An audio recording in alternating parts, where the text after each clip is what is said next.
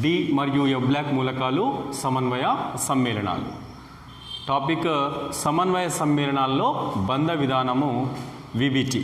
Okay, valency బంధ సిద్ధాంతము ద్వారా సమన్వయ సమ్మేళనాల యొక్క సమన్వయ సమ్మేళనాల్లో మెటల్ కేంద్రలోహ అయాన్ మరియు లైగాండ్ల మధ్య ఉన్నటువంటి బంధ స్వభావాన్ని మరియు సమన్వయ సమ్మేళనాల యొక్క నిర్మాణాన్ని ఏ విధంగా వివరిస్తాం, వాటిలో అయస్కాంత ధర్మాలని ఏ విధంగా ఎక్స్ప్లెయిన్ చేస్తామో చూద్దాం. Okay, then is tetracyano nickelate 2 ion. Tetracyano nickelate 2 ion, దీనికి సంబంధించి కేంద్రలోహ అయాన్ ఏంటి? ఇక్కడ మనకి nickel. Okay, nickel is atomic number 28. Then tetracyano nickelate 2 ion ఏర్పరిచే క్రమంలో నికెల్ యొక్క ఆక్సీకరణ స్థితి +2. Okay, then 3d8 4s0 and 4p0 అంటే +2 ఆక్సీకరణ స్థితిలో 4s ఎలక్ట్రాన్స్ని లాస్ అయింది. Okay, then next one is +2 స్టేట్లో 3d8 ఎలక్ట్రాన్ కాన్ఫిగరేషన్ ఉంది. ఇది ఎలక్ట్రాన్ కాన్ఫిగరేషన్ d ఆర్బిటాల్స్లో. ఓకే, దెన్ ఇస్ సైనోలైగాండ్ల సమక్షంలో అంటే టెట్రాసైనో నికెలేట్ 2 అయాన్ని ఏర్పరిచే క్రమంలో సైనైడ్ అయాన్స్ అనేవి లైగాండ్స్గా పనిచేస్తాయి. కాబట్టి సైనోలైగాండ్ల సమక్షంలో ఎస్ నికెల్ Ni+2 అయాన్లో ఉన్నటువంటి 3d8 ఈ ఎలక్ట్రాన్లు ఎస్ మనకి ఇక్కడ ఏమవుతాయి అంటే సాధారణంగా నికెల్ +2 ఆక్సీకరణ స్థితిలో మనకి 3d8 అంటే ఇలా 2 అన్పేర్డ్ ఎలక్ట్రాన్స్ ఉంటాయి. కానీ 4 సైనోలైగాండ్ల యొక్క సమక్షంలో ఏమవుతాయి? ఈ 2 అన్పేర్డ్ ఎలక్ట్రాన్స్ హున్స్ నియమానికి విరుద్ధంగా జత కూడుతాయి. ఒక n-1 d ఆర్బిటాల్స్లో ఒక ఎంటీ ఆర్బిటాల్ ఏర్పడుతుంది. ఈ empty orbital next one 4s orbital, next one 3 4p orbitals.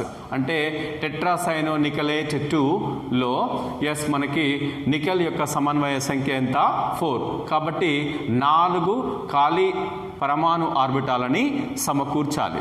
Okay, ఈ క్రమంలో ఎస్ ఒక n-1 d orbital, 4s orbital, 2 4p orbitals, ఓవరాల్గా 4 ఎంటీ ఆర్బిటాల్స్ ఉంటాయి. ఓకే, ఇవి సంకరీకరణానికి లోను కావడం ఫలితంగా 4 సంకర ఆర్బిటాళ్ళు ఏర్పడతాయి. ఈ 4 సంకర ఆర్బిటాళ్ళు dsp2 హైబ్రిడైజేషన్కి లోను కావడం ఫలితంగా ఏర్పడినాయి. అంటే ఒక n-1 d ఆర్బిటాల్, ఒక s orbital and 2p orbitals ఒకదానితో మరొకటి కలిసిపోయి 4 సంకర ఆర్బిటాళ్ళు ఏర్పడతాయి. ఈ 4 సంకర ఆర్బిటాళ్ళు కూడా ఖాళీ ఆర్బిటాళ్ళు.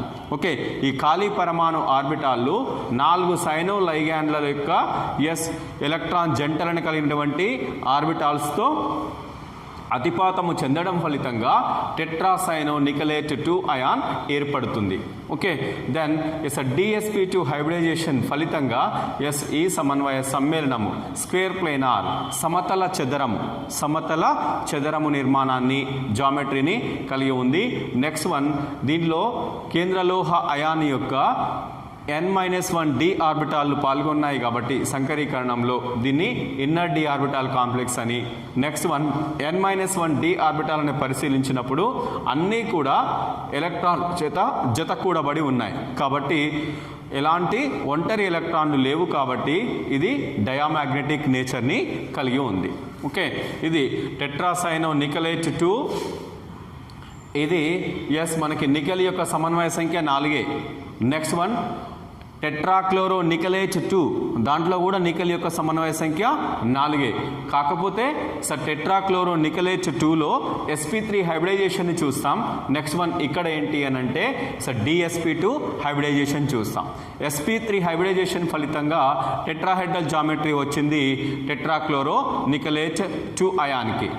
dsp2 హైబ్రిడైజేషన్ ఫలితంగా టెట్రాసైనో నికెలేట్ 2కి స్క్వేర్ ప్లేనార్ జామెట్రీ వచ్చింది. ఓకే, నెక్స్ట్ వన్ తర్వాత మరొక 4 coordinated complex tetracarbonyl nickel. Okay, tetracarbonyl nickel. Then nickel atomic number 28. Then 3d8 4s2. Then cobalt ఇక్కడ మనకి టెట్రాసైనో ఇక్కడ టెట్రాకార్బొనైల్ నికెల్కి సంబంధించి మనకి ఇక్కడ ఏంటి కార్బన్ మోనాక్సైడ్ లైగ్యాండ్లు ఉన్నాయి. ఓకే, ఇస్ ఆ కార్బన్ మోనాక్సైడ్ లైగ్యాండ్ల సమక్షంలో ఏమవుతున్నాయి, ఇక్కడ మనకి సేమ్ 3D8 4s2 నార్మల్గా నికెల్ ఎలక్ట్రాన్ కాన్ఫిగరేషన్ పరిశీలిస్తే, అయితే ఇస్ అ కార్బన్ మోనాక్సైడ్ బలమైన లైగ్యాండ్ కాబట్టి బలమైన లైగ్యాండ్ సమక్షంలో ఏమవుతాయి అని అంటే ఎస్ దీంట్లో 3D8లో ఉన్నటువంటి ఎలక్ట్రాన్లు ఈ రెండు కూడా జత కూడుతాయి, ఒంటరి ఎలక్ట్రాన్లు జత కూడుతాయి. జత కూడడం ఫలితంగా 4s ఎలక్ట్రాన్లు ఏమవుతాయి అని అంటే 3Dలోకి జంప్ అవుతాయి, 3Dలోకి వెళ్ళిపోతాయి. 3Dలోకి వెళ్ళిపోవడం ఫలితంగా 4s ఆర్బిటాల్ ఏమైంది అంటే ఎంటీ అవుద్ది. ఓకే, ఫస్ట్ కార్బన్ మోనాక్సైడ్ లైగ్యాండ్ల సమక్షంలో ఫస్ట్ ఈ ఒంటరి ఎలక్ట్రాన్లు జత కూడుతాయి, n-1d ఆర్బిటాల్స్లో జత కూడుతాయి, ఖాళీ ఆర్బిటాల్ ఏర్పడుతుంది. ఓకే, ఈ ఖాళీ n-1d ఆర్బిటాల్లోకి 4s ఎలక్ట్రాన్లు వెళ్ళిపోతాయి, 4s ఎలక్ట్రాన్లు జంప్ అవుతాయి. ఫలితంగా 4s అటామిక్ ఆర్బిటాల్ ఎంటీ అవుద్ది, దెన్ 4p ఆల్రెడీ ఎంటీగా ఉంది. కాబట్టి మనకి నికెల్ యొక్క కోఆర్డినేషన్ నెంబర్ సమన్వయ సంఖ్య 4 కాబట్టి 4 పరమాణు ఆర్బిటాలని సమకూర్చింది. ఈ 4 పరమాణు ఆర్బిటాళ్ళు సంకరీకరణంలో పాల్గొంటున్నాయి, sp3 హైబ్రిడైజేషన్కి లోనవుతున్నాయి. ఫలితంగా 4 సంకర ఆర్బిటాళ్ళు ఏర్పడుతున్నాయి. ఓకే, ఈ 4 సంకర ఆర్బిటాళ్ళు ఖాళీ ఆర్బిటాళ్ళు, ఎలక్ట్రాన్లు ఉండవు. ఈ 4 సంకర ఆర్బిటాళ్ళు కార్బన్ మోనాక్సైడ్ లోని మనకి కార్బన్ మోనాక్సైడ్లో ఉన్నటువంటి ఎలక్ట్రాన్ జంటల్ని కలిగినటువంటి ఆర్బిటాల్స్ తోటి అతిపాతము చెందడం ఫలితంగా మనకి మెటల్ లైగ్యాండ్ సిగ్మా బాండ్ ఏర్పడి టెట్రాకార్బనల్ నికెల్ మాలిక్యూల్ ఫామ్ అయితే. ఓకే, దెన్ ఇక్కడ మనకి sp3 హైబ్రిడైజేషన్ కాబట్టి టెట్రాహెడ్రల్. దెన్ నెక్స్ట్ వన్, ఇది మనకి n-1d ఆర్బిటాల్స్ని పరిశీలించినప్పుడు అన్నీ కూడా జతకూడిన ఎలక్ట్రాన్లు కాబట్టి ఇది డయామాగ్నెటిక్ స్వభావాన్ని కలిగి ఉంది. Okay, as a carbon monoxide బలమైన లైగ్యాండ్గా ట్రీట్ చేస్తాం కాబట్టి ఇక్కడ ఎలక్ట్రాన్లు జతకూడినాయి. నెక్స్ట్ 4s ఎలక్ట్రాన్స్ ఇందులోకి జంప్ అయినాయి. సైనో లైగ్యాండ్ కూడా బలమైన లైగ్యాండ్ కాబట్టి టెట్రాసైనో నికలేజ్ 2లో కూడా మనకి ఇక్కడ ఈ 2 ఒంటరి ఎలక్ట్రాన్లు జతకూడినాయి. ఓకే, జతకూడడం ఫలితంగా ఎంటీ ఆర్బిటాల్ ఏర్పడింది. దెన్ తర్వాత ఇది dsp2 హైబ్రిడైజేషన్ అనేది మనకి టెట్రాసైనో నికలేజ్ 2లో నికెల్కి సంబంధించి చూసాం. ఓకే, దెన్ తర్వాత ఇవి వేలెన్సీ బంధ సిద్ధాంతం ద్వారా మనకి ఆక్టాహెడ్రల్ కాంప్లెక్సెస్ని, టెట్రాహెడ్రల్ కాంప్లెక్సెస్ని అంటే 4 కోఆర్డినేటెడ్ అండ్ 6 కోఆర్డినేటెడ్ కాంప్లెక్సెస్ గురించి చూసాం. నెక్స్ట్ వన్, ఇక ఈ VBTకి సంబంధించి వేలెన్సీ బంధ సిద్ధాంతానికి సంబంధించి చాలా ధర్మాలను, సమన్వయ సమ్మేళనాల యొక్క చాలా ధర్మాలను, వాటి యొక్క నేచర్ని వివరించినప్పటికీ కూడా, అంటే ఎస్పెషల్లీ వాటి యొక్క జామెట్రీస్ని, చాలా వరకు వాటి యొక్క ఆకృతులను వివరించింది.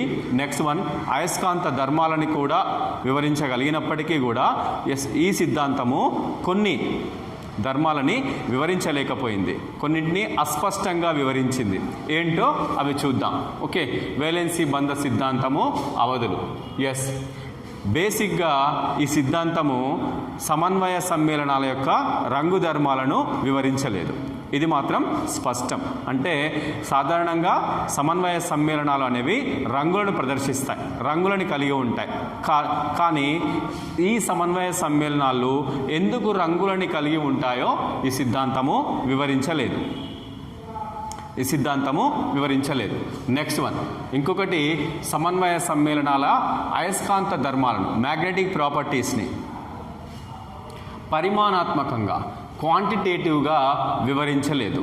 ఓకే, క్వాంటిటేటివ్గా వివరించలేదు. నెక్స్ట్ వన్, సమన్వయ సమ్మేళనాల యొక్క థర్మోడైనమిక్ స్టెబిలిటీ, కైనెటిక్ స్టెబిలిటీస్ని వివరించలేదు. ఓకే, దెన్ నెక్స్ట్ వన్, ఇంకొకటి 4 కోఆర్డినేటెడ్ కాంప్లెక్సెస్లో కొన్నేమో మనకి టెట్రాహెడ్రల్ జామెట్రీని కలిగి ఉంటున్నాయి, కొన్నేమో స్క్వేర్ ప్లేనార్ జామెట్రీని కలిగి ఉంటున్నాయి. ఎందుకు ఈ టెట్రాహెడ్రల్ అండ్ స్క్వేర్ ప్లేనార్ జామెట్రీస్ని కలిగి ఉంటాయో ఇది స్పష్టమైనటువంటి వివరణ ఇవ్వలేదు. ఇది వేలెన్సీ బంధ సిద్ధాంతానికి సంబంధించినటువంటి అవధులు.